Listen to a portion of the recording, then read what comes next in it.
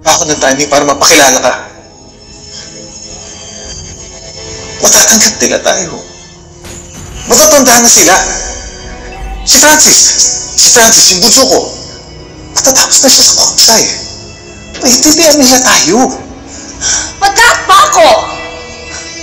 Magwawala ang aking uniko iho kapag nalaman niya ang tungkol sa atin. Iiwan tayo ni Papa. Nagpaalam sa akin yung Papa niya noon. Naaalis na siya ng bahay. Sasama siya dun sa babae niya.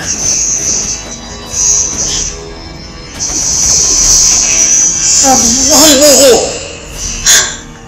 At naniwala ka, Orly? Ha? Umasa ka na paninindigan ko ang isang tulad mo? Napakakasalan kita? Oh, come on, Orly!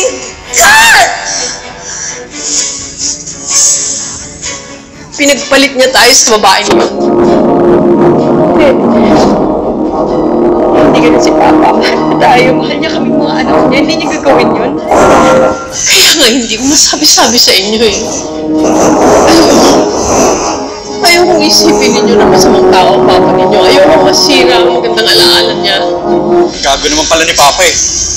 Francis, yan ang ayaw kong mangyari na magalit kayo sa kanya.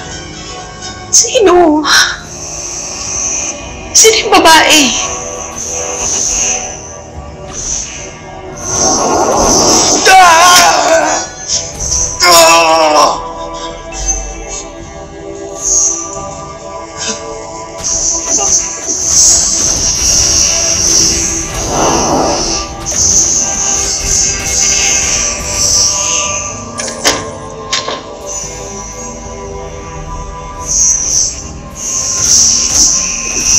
Ayos na ang problema natin kay Sam, madam.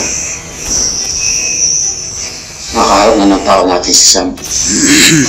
Baka namang naniwala si na Sam na asawa ng tao natin ang nakarelasyon ni Ito Orly.